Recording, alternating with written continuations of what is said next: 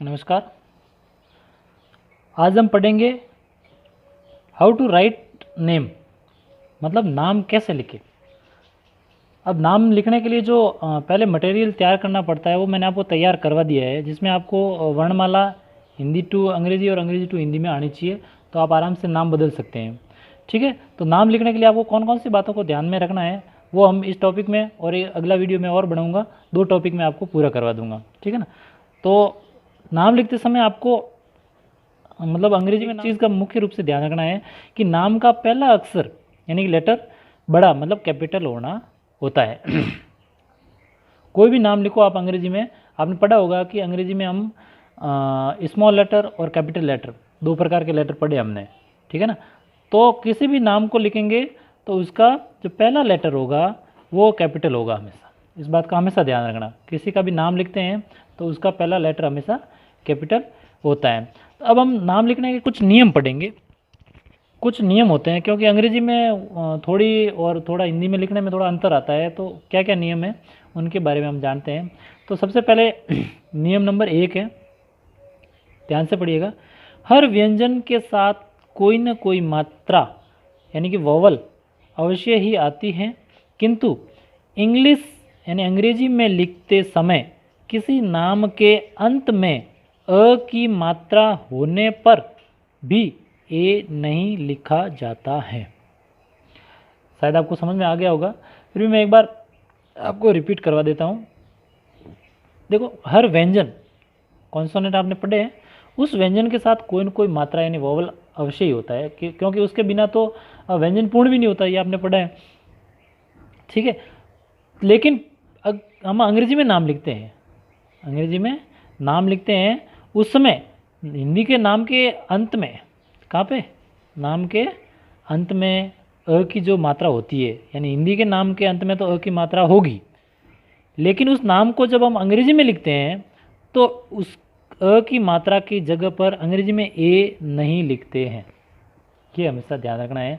अब आपको समझ में नहीं आया तो आप उदाहरण करोगे, एग्जाम्पल करते हैं, उसमें आपको समझ में आ जाएगा।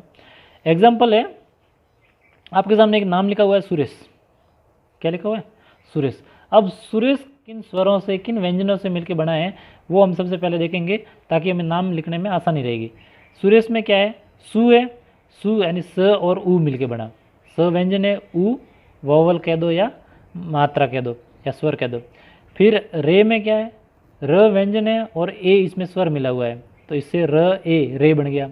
और श में स और अ मिला हुआ है। तो देखो, अंतिम वर्ण है स, अंतिम वर्ण कौन सा है?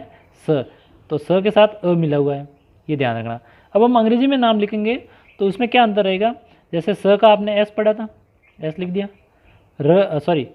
उ की मात्रा का यू, यू आपने लिख दिया। र का आर आपने लिख दिया। ए का ई लिख दिया आपने, और इस श का एच एस लिख दिया। लेकिन इस अ का यहाँ पे ए नहीं लिखेंगे। ये आपको हमेशा ध्यान रखना है कि जब हम नाम लिखते हैं अंग्रेजी में तो कोई भी नाम हो, उसका जो अंतिम वर्ण होता है उसमें अगर अ की मात्रा है उसके लिए हमें ए नहीं लिखना है। एक उदाहरण और कर लेते हैं। जैसे लिखा हुआ है मथुरा, मथुरा क्या लिखा हुआ है? मथुरा। मथुरा में म में क्या है? म और अ। थू में क्या है? थ और उ। और रा में क्या है? र और आ।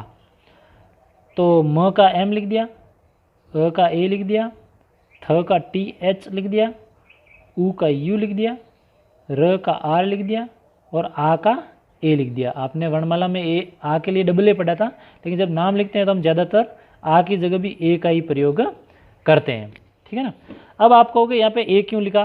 तो ये ए इसलिए लिखा है क्योंकि ये यहाँ पे आ की मात्रा है। ए इसलिए लिखा है क्योंकि ये आ की मात्रा लगाई है हमने, और नियम में पढ़ा था कि जो अंत में अ की मात्रा होती है उसके लिए ए नहीं लिखना है। यानी अ के अलावा अगर आ, ई, उ, री, ए, आई, ओ, आउ कोई भी मात्रा होगी तो वो उसके लिए आप स्वर का प्रयोग साथ में करेंगे।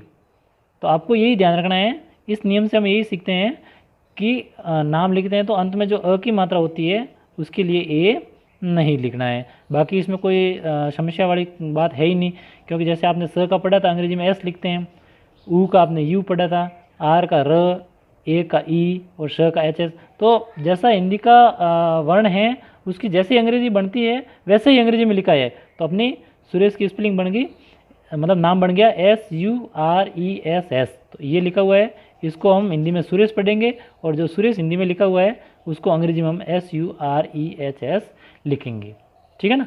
और मथुरा में, मथुरा को MATHURA मथुरा पढ़ेंगे, और इस MATHURA को हिंदी में मथुरा पढ़ेंगे, ठीक है। एक नियम और हम आज पढ़ लेते हैं, बाकी के दो नियम। नियम संख्या 2, नियम संख्या 2 क्या कह रहा है कि नाम को अंग्रेजी में लिखते समय 90% नामों में डबल ई के स्थान पर आई एवं डबल ओ के स्थान पर यू से ही काम चल जाता है। ज़्यादा टफ नियम नहीं है, नियम सिर्फ यही कह रहा है कि जहाँ पर आपको डबल ई लिखना है वहाँ पर आप आई लिख सकते हैं, और जहाँ पर आपको डबल ऊ लिखना है वहाँ पर यू लिख सकते हैं। ऐसा ज़्यादातर नामों में अंग्रेजी में ऐसे ही होता है। अब हम सीधा उदाहरण पे जाएंगे तो आपको समझ में आ जाएगा, ठीक है ना। पढ़ लिया नियम ने, एग्जाम्पल उदाहरण है आपके। एक नाम है कबीर, क्या नाम है? कबीर। इसका अलग अलग वर्णों में बांटेंगे, इसको वर्ण विश्लेषण करेंगे तो क्या आएगा? क अ ब ई र अ, कबीर। इसको अंग्रेजी में बनाया सीधा, क के अ ए ब बी, और बड़ी ई की मात्रा है तो चूंकि यहाँ पे डबल ई लिखते हैं अपन, वर्णमाला में हमने डबल ई सीखा था, लेकिन आपने नियम यही पढ़ा है कि डबल ई की जगह पर हमें आई ही लिखना है। ज़्यादातर ऐसा ही होता है, बहुत कम जगह ऐसा चांस मिलेगा आपको जहाँ पे डबल ई की जगह डबल ई लिखते हैं। तो यहाँ पे हमने आई लिख दिया, र का आर और अ का हमने कुछ नहीं लिखा। ये आपने पहले वाले नियम में पढ़ा था कि अंत में जो अ की ध्वनि होती है उसके लिए ए नहीं लिखना है, ठीक है। तो अब कबीर को अंग्रेजी में कैसे लिखेंगे? क का हो गया के और ए। देखो के कैपिटल है, नाम का पहला अक्षर आपको कैपिटल लिखना है। आपने सबसे पहले लिखना शुरू किया तब यही पढ़ा था, नाम का पहला अक्षर यानी लेटर्स बड़ा यानी कैपिटल होता है। तो पहले भी मैंने वहाँ पे नाम लिखे थे उसमें भी कैपिटल था। तो के कैपिटल हो गया, के ए क हो गया, बी बी आई और र आर, ये नाम हो गया आपका कबीर, ठीक है। इस प्रकार एक और उदाहरण है, रुक्मणी, र उ रु, के अ क, म अ म और न ई णी।